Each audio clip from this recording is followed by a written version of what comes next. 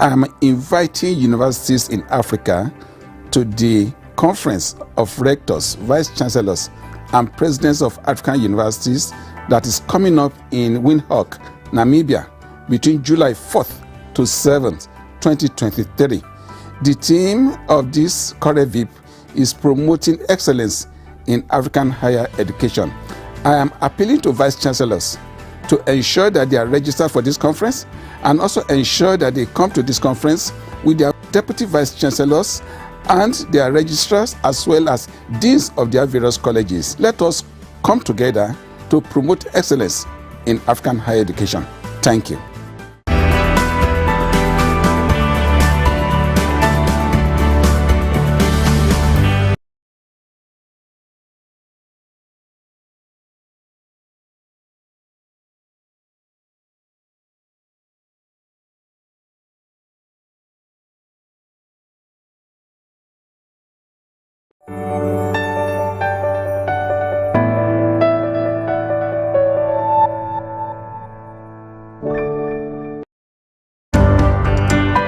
Des vice-recteurs qui se tient du 4 au 7 juillet 2023 en Namibie. La conférence est organisée par l'Association des universités africaines.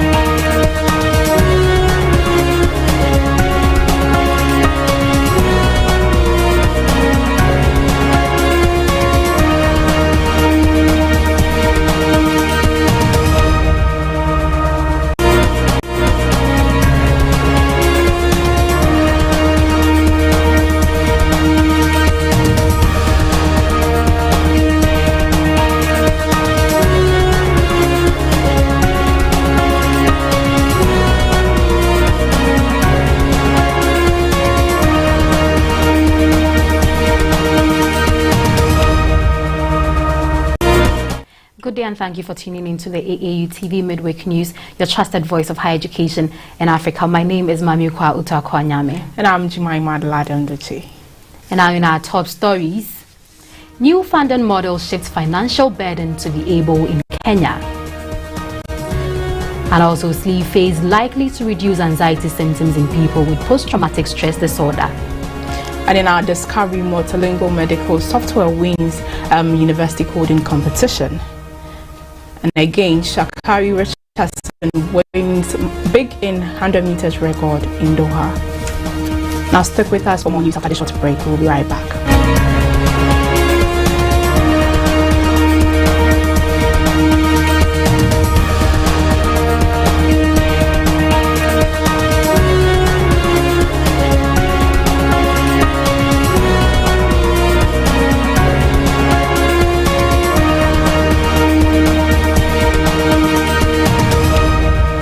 Now, the University of Botswana has launched the country's first ever University Technology Transfer Office and Innovation Center. The purpose of the center is to be able to strengthen research and development of innovative products with commercial value.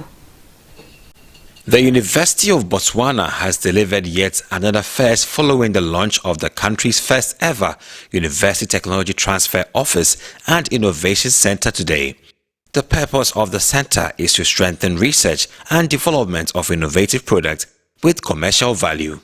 Located at the heart of the University of Botswana main campus, the facility was officially launched by the Vice President of the Republic of Botswana, His Honor Mr. Slamba Togwani, who also donated 20,000 Botswanan pula towards the center. The University of Botswana Innovation Center was established with the support of the Embassy of the People's Republic of China in Botswana. Also in attendance to mark the momentous occasion were Honorable Assistant Minister of Education and Skills Development, Mr. Obre Lesaso, Honorable Minister of Communications, Knowledge and Technology, Mr. Tulanganyo Segoko, Honorable Minister of Entrepreneurship, Mr. Karabo Gari, and His Excellency Mr. Wang Shifeng, Chinese Ambassador to Botswana. Mr. Wang underlined the importance of the facility in helping to usher Botswana into a knowledge-based economy, and indeed the university's role in championing applied research as an integral part of the country's development agenda. His Honor, the Vice President, expressed his gratitude at the development, noting in particular the remarkable strides the university and the country were poised to make.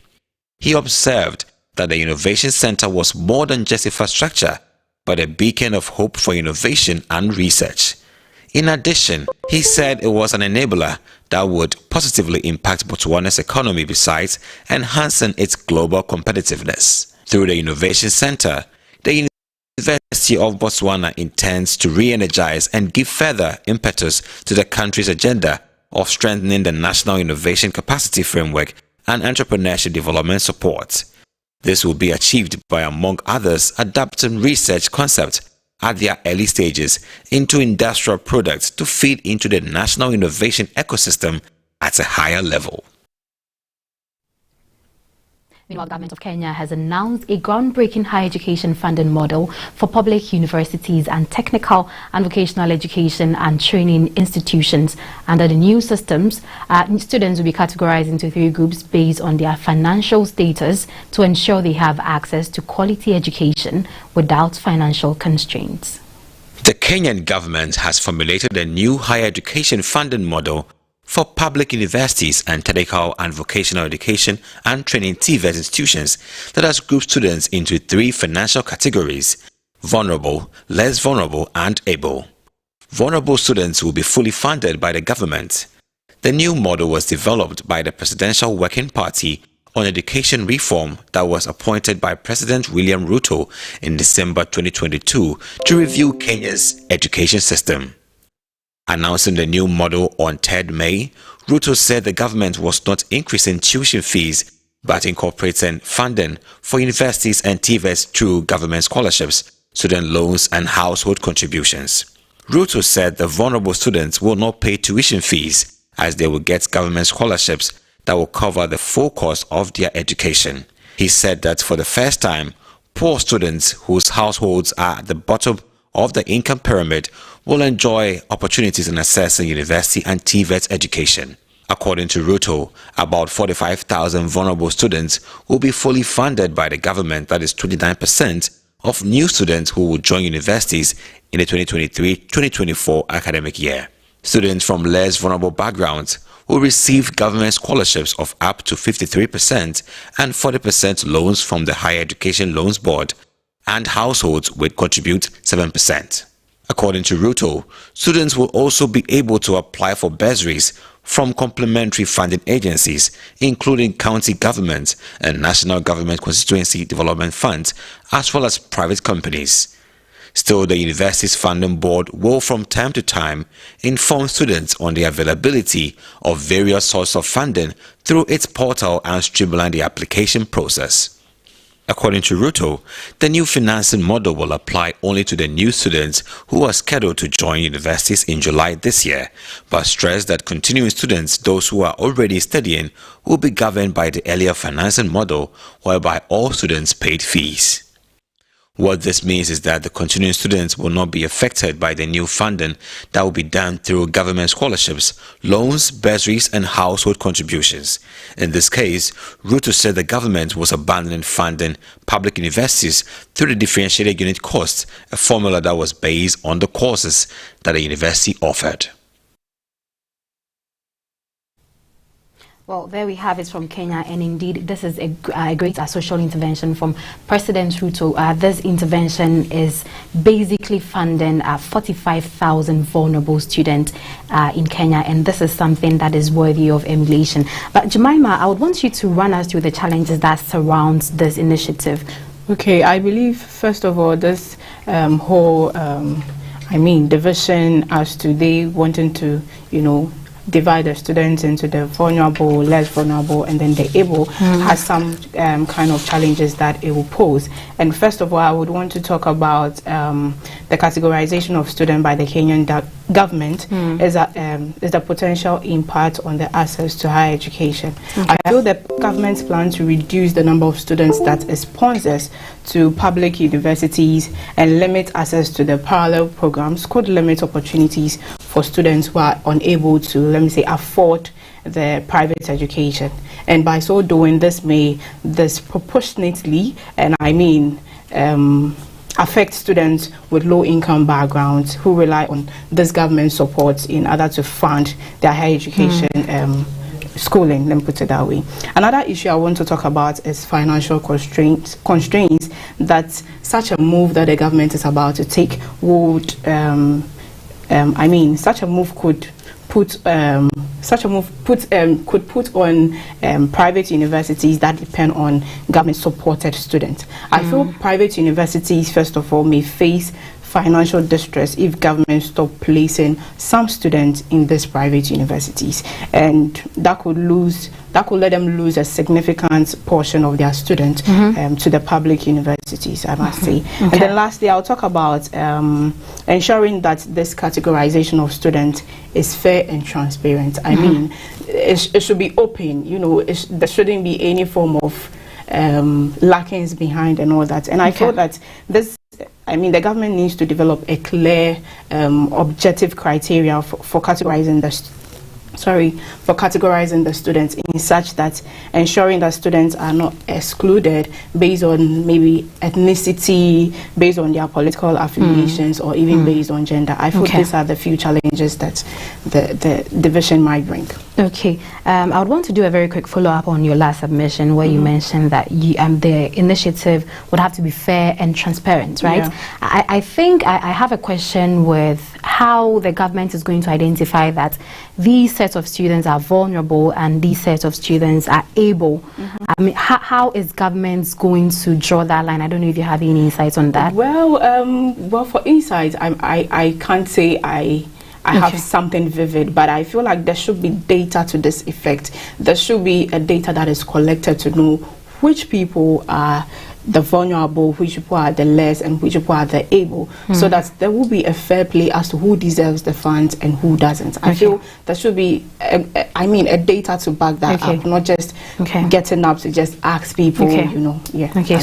So then if I get it, then currently President Ruto has not outlined how they would identify these students within these categories. Not yet. No problem. That's fine. And also, how are students going to benefit from this initiative, and also how is the economy going to benefit? Okay, I think I'll take it from the three places: the students, the parents, and then lastly I'll talk about the economy.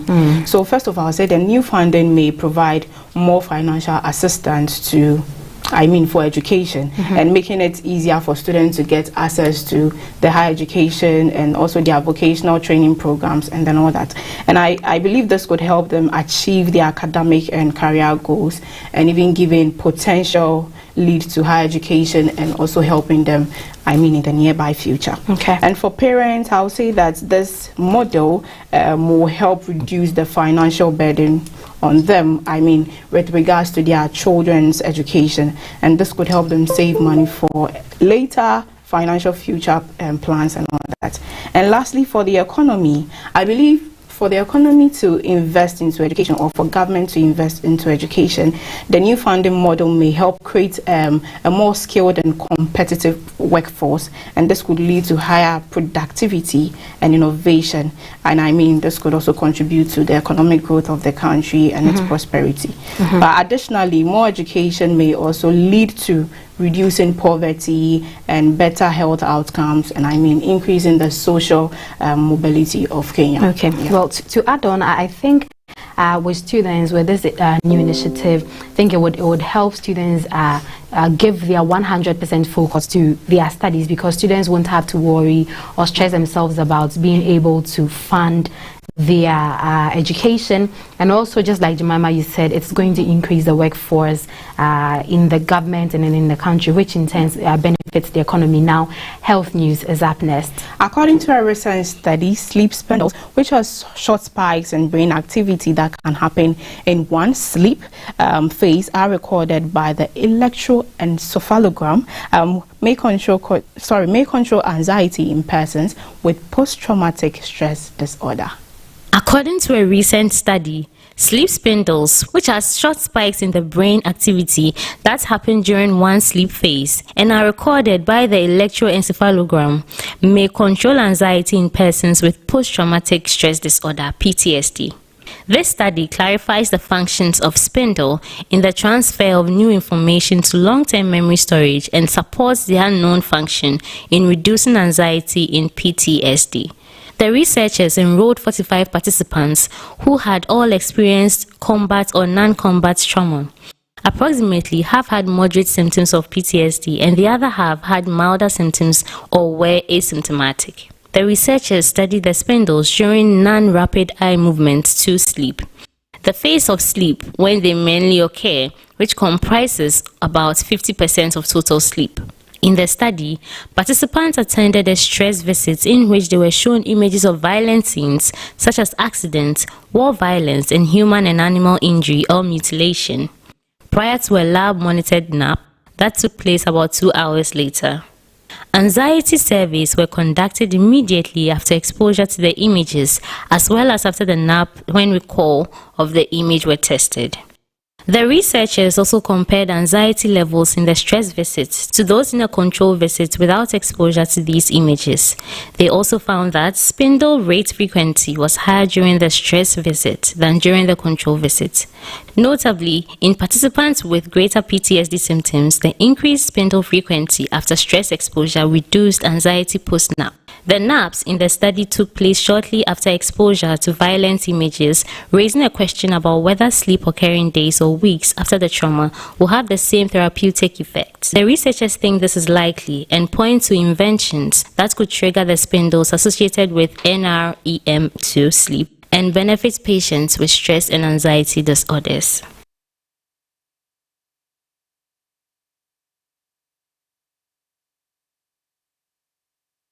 Stick with us for Discovery News after this short break.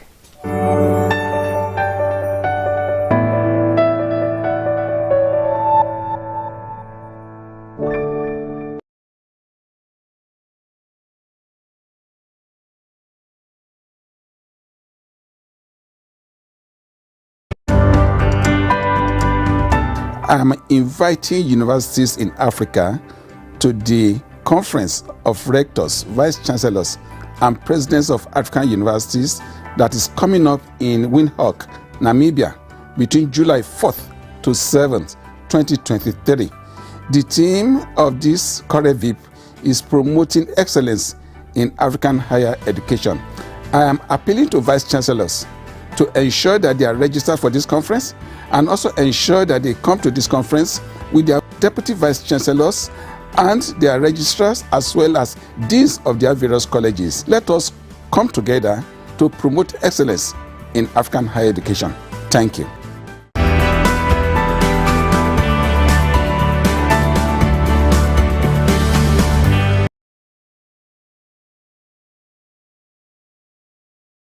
Social distancing, you might just save a life. Rock at home, stay safe. Wash your hands with soap under running water.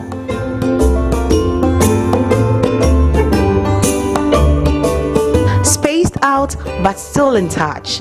Check in on your loved ones and stay safe. GTP, timeless. Welcome to The fourth season of the Game of Learners GOL competition has a new overall winner, and this project by 4 university students translates the local dialect into English or Kiswahili to make it simpler for clinicians to diagnose patient symptoms remotely. In Nairobi, the 4th season of the Game of Learners competition has a new overall winner. The project by 4 university students that translates the local dialect into English or Kiswahili to make it simpler for clinicians to diagnose patient symptoms remotely. The solution, dubbed Jumbo Care, was developed by Team Ruby, which beat 16 other teams from universities across Africa to win the season on Friday. This season, the Microsoft African Development Center partnered with Population Services International and AMREF Health Africa in a 5-week hackathon to design and build technology solutions to make primary healthcare more accessible to people. It was informed by the fact that African healthcare services face several challenges, including inadequate health infrastructure, a shortage of healthcare personnel, limited access to essential medicines, low health literacy, and poor health-seeking behavior. This makes it difficult for individuals and communities to receive high-quality care. Increasing access to affordable digital technology provides an opportunity to address these challenges. Speaking at their innovation, Lucy Alphonse, the Team Ruby captain, said their translator aims to bridge the communication gap whereby the healthcare provider and the recipients don't have a common language of communication. This will ensure effective healthcare delivery. This season of the GOL sought to answer the question of how advances in digital technology can improve consumers' access to health information, products, and services. Throughout the season, the 3 partners provided participants with tailored training on health systems challenges, digital health development principles, and how to use insights to advance user-centered designs. Other topics addressed include customer acquisition for digital health solutions and health financing. We will be back with news on sport and entertainment. Stay tuned.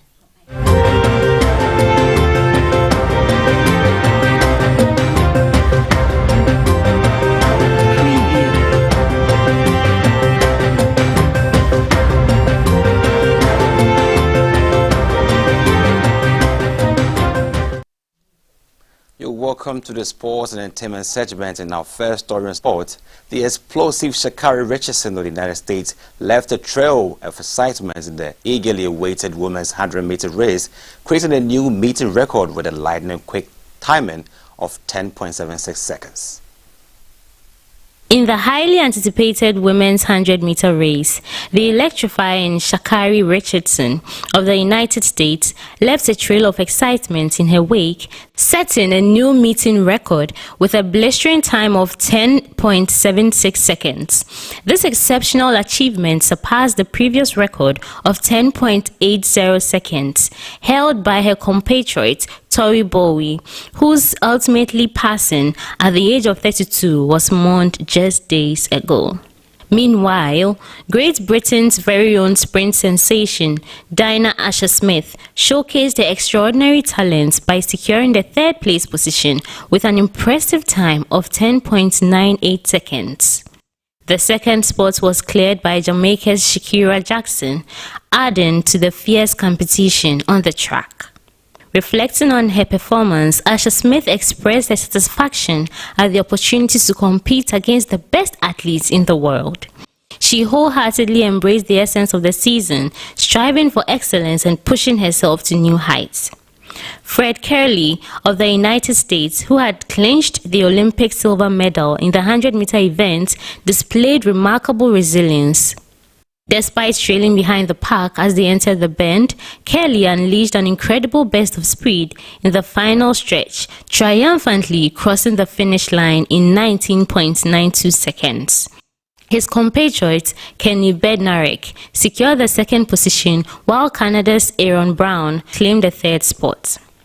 Moving on to the women's 1,500-meter race, the indomitable Faith Kipyegon of Kenya, a 2-time Olympic champion, exhibited her exceptional skills and endurance.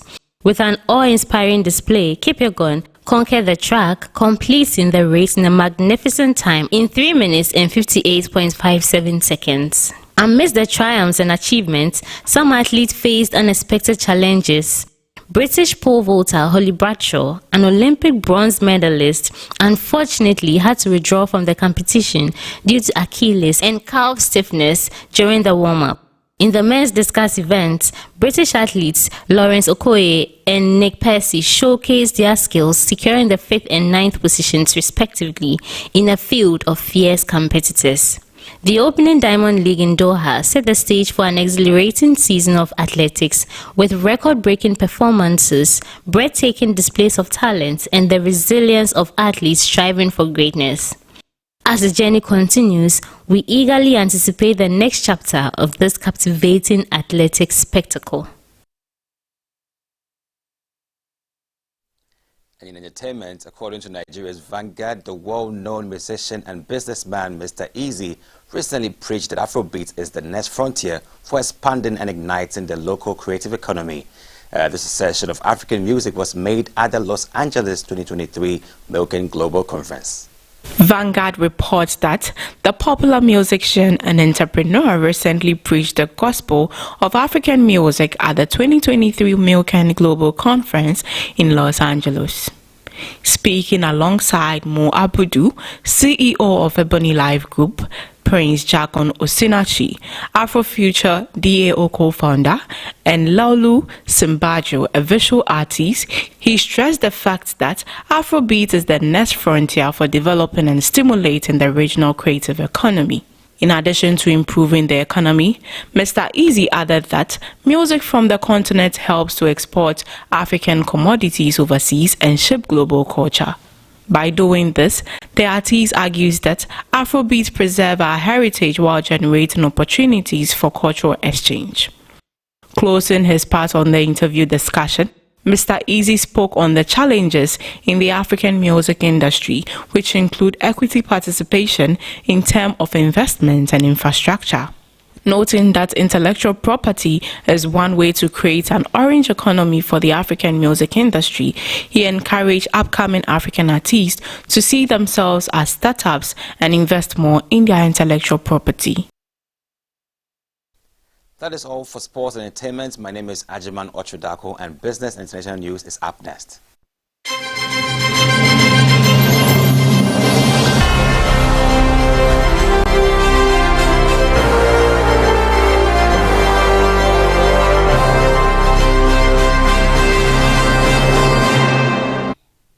Mining contracts have frequently been accused of having unjust conditions throughout history and putting host nations at a disadvantage whilst investors profit. Africa is already experiencing a fresh wave of disorder. However, nations with access to vital minerals like cobalt and lithium wants to negotiate their mining agreement. Throughout history, mining agreements have often been tainted by accusations of unfair terms, leaving host countries at a disadvantage while investors reap the benefit. However, a new wave of change is sweeping across Africa as countries armed with critical minerals like cobalt and lithium seek to rewrite their mining contracts. These nations are demanding more equitable arrangements, including increased taxes, royalties, and profit. The Democratic Republic of Congo, boasting the world's largest cobalt reserves, is currently renegotiating a $6 billion infrastructure for minerals deal signed with Chinese miners in 2008.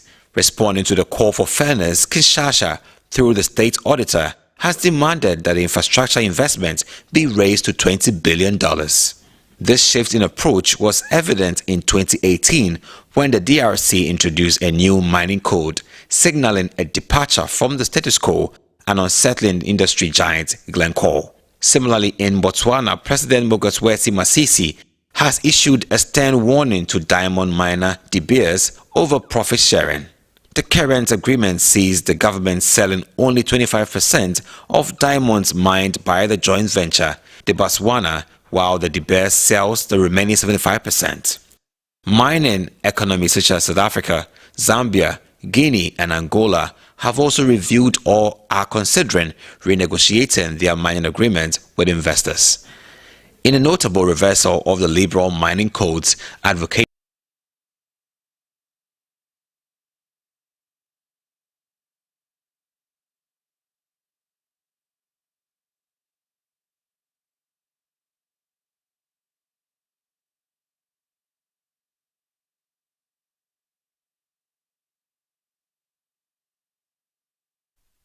Stay tuned for international news. We will be right back.